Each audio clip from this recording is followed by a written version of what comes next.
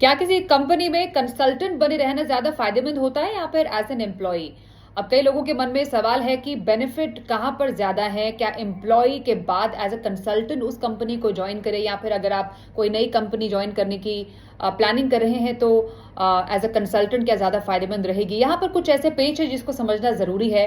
कई लोगों को लगता है कि एज अ कंसल्टेंट आपको टैक्सेशन में बहुत ज्यादा फायदा होता है, समझते हैं कि ये टैक्स का पूरा जो मामला है कंसल्टेंट के तौर पर वो क्या रहता है।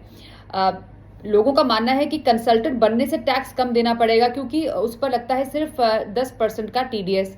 लेकिन ये भी याद रखना जरूरी है कि जो फाइनल जो आपकी टैक्स लाइबिलिटी होगी वो ये नहीं होगी, मतलब जो एक्चुअल टोटल इनकम होगी उसको फिर आपको रिटर्न भरते समय पूरा टैक्स देना ही पड़ेगा।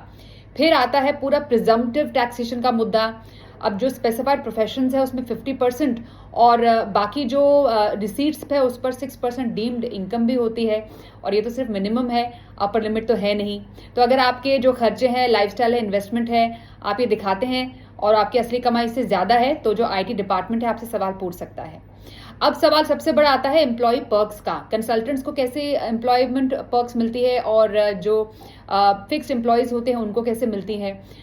यहाँ पर जो है वो जो कंसल्टेंट्स है काफी कुछ मिस कर देते हैं। जो एम्प्लॉयज होते हैं आपको मालूम होना चाहिए कि उनको लगभग 75,000 का स्टैंडर्ड डिडक्शन मिलता है। ऊपर से जो पीएफ कंट्रीब्यूशन है वो टैक्स फ्री है।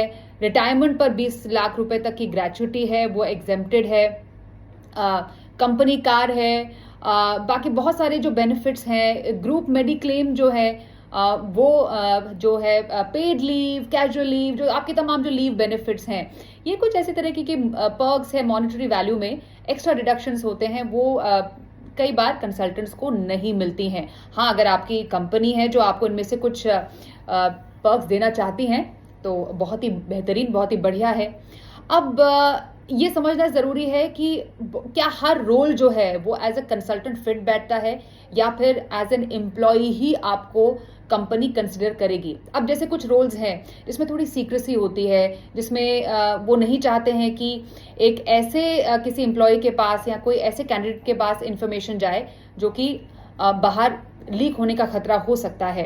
अब जैसे कंप्लायंस ऑफिसर हो गया, एग्जीक्यूटिव डायरेक्टर है, फाइनेंस, ऑडिट, लीगल रोल्स जो हैं जहां पर बहुत ही टॉप सीक्रेट कुछ कंपनी के स्टेटमेंट्स हो सकते हैं, client confidential data handling roles होते हैं, फिक्स्ड आवर्स जो सुपरवाइज्ड रोल्स होते हैं, वो कंपनीज प्रेफर करती है कि आप एक जो परमानेंट या फिक्स्ड एम्प्लॉय है उससे ही पूरा करवाएं।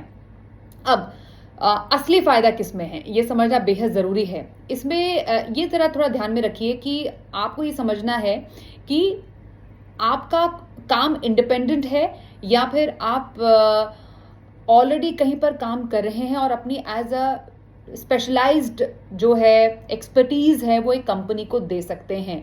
ये आपको डिटरमिन करना है। कई बार लोग एक लेवल रीच करने के बाद किसी कंपनी में एज अ कंसल्टेंट ज्वाइन करते हैं। आपको अपने एक्सपीरियंस को भी ध्यान में रखना है। फिर आपका जो एक रेपो है विद अ कंपनी वो इस तरीके का होना चाहिए कि आप उस कंपनी में एज अ फिक्स्ड एम्प्लॉय ज्यादा फिट बैठते हैं या एज अ कंसल्टेंट फ्री बैठते हैं। थोड़ी आज़ादी भी आपको एज अ कंसल्टेंट होगी। अगर ऑलरेडी आपका अपना एक कोई बिजनेस है, आपकी कोई अपनी कंपनी है, वो तो अब आप एक एज अ कंसल्टेंट सही बैठ सकते हैं। लेकिन आप चाहते हैं कि आपको सारे पर्क, सारे बेनिफिट्स जो कि एक कंपनी में एक एम्प्लॉय को मिलते हैं वो मिले, तो एज एन एम्प्लॉय आपके लिए वो रोल बिल्कुल सही और सटीक बैठता है। तो डिसाइड आपको करना है कि एज अ कंसल्टेंट आपके लिए बेनिफिशियल रूल है या फिर एज एन एम्प्लॉय। हमने कोशिश की आपको बताने की उनके अपने फायदे या फिर उनके अपने डाउन रिस्क क्या हो सकते हैं। होपफुली आपको पसंद आया होगा। Thank you so much for watching.